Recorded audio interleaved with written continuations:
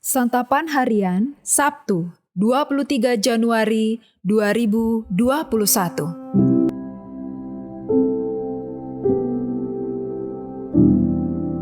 Hari ini kita akan membaca Injil Matius pasalnya yang ke-12, ayatnya yang ke-22 hingga ayatnya yang ke-37.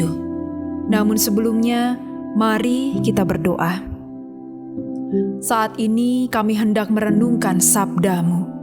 Ya firman yang hidup, sertai kami dalam perenungan ini. Di dalam Kristus kami memohon. Amin. Matius 12 ayat 22 sampai 37. Kemudian dibawalah kepada Yesus seorang yang kerasukan setan.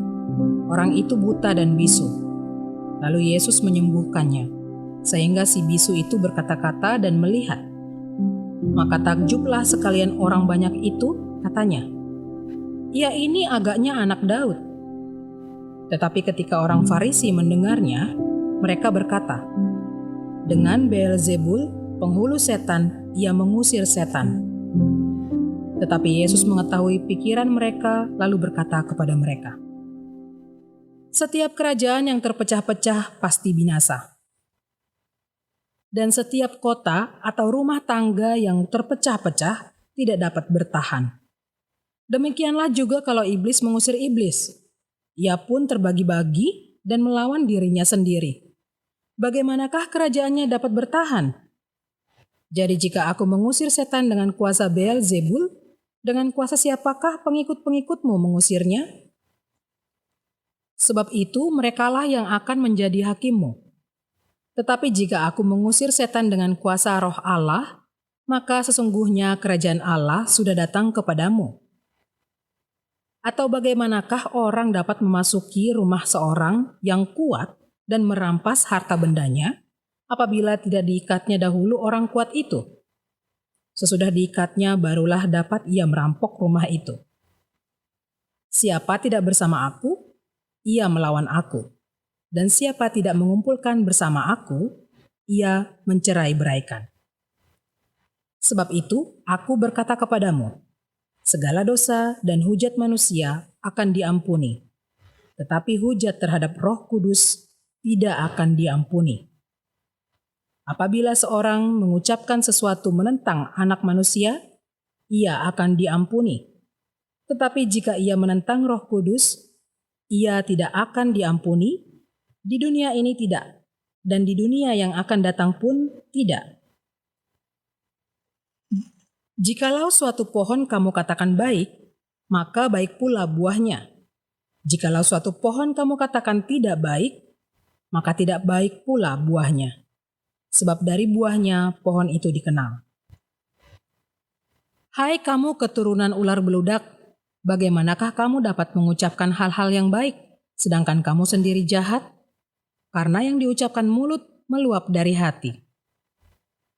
Orang yang baik mengeluarkan hal-hal yang baik dari perbendaharaannya yang baik, dan orang yang jahat mengeluarkan hal-hal yang jahat dari perbendaharaannya yang jahat. Tetapi aku berkata kepadamu, setiap kata sia-sia yang diucapkan orang harus dipertanggungjawabkannya pada hari penghakiman. Karena menurut ucapanmu engkau akan dibenarkan, dan menurut ucapanmu pula, engkau akan dihukum.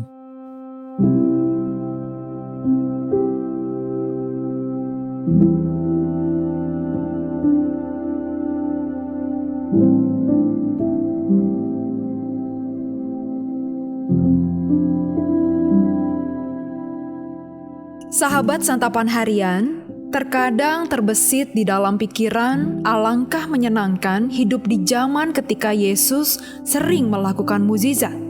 Sebab orang-orang menjadi mudah sekali percaya kepada Yesus.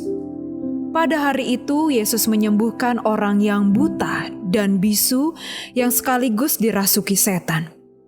Sebuah mukjizat yang menakjubkan, yang menunjukkan kuasa ilahi, karya Allah yang maha besar. Orang-orang Farisi memahami apa yang tercatat di dalam Alkitab. Namun sulit bagi mereka untuk mengakui bahwa Yesus adalah Mesias. hati mereka dipenuhi oleh iri dan juga dengki. Perasaan marah orang-orang Farisi kepada Yesus terus berkelanjutan. Kondisi semakin memanas ketika orang banyak merasa takjub dan mulai meyakini bahwa Yesus adalah anak Daud. Sebutan anak Daud merujuk pada Mesias yang sudah lama dinanti-nantikan.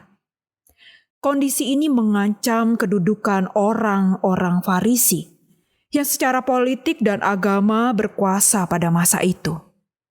Oleh karena iri dan merasa terancam, mereka menuduh bahwa mukjizat yang dilakukan oleh Yesus berasal dari kuasa Beelzebul. Pengetahuan akan kebenaran Alkitab dan mukjizat yang telah dilihat di depan mata tidak menjadikan orang Farisi takjub dan percaya. Sebaliknya, perasaan iri dan dengki menjadikan hati mereka buta. Mereka menjadi tidak puas terhadap keberadaan diri yang telah ditetapkan oleh Tuhan di dalam tatanan semesta alam. Kedengkian dapat muncul dalam bentuk kecemburuan, persaingan, dan kecurigaan sehingga melahirkan tuduhan-tuduhan dan pencederaan nama baik. Yesus menegur orang-orang Farisi yang dikuasai dengki, yang hatinya dikuasai kejahatan, dan yang tidak melihat kedatangan Mesias. Saat kebenaran dinyatakan, sudah semestinya kita bertobat dan tidak bersikap seperti orang Farisi. Kita diajak untuk berani melakukan introspeksi diri.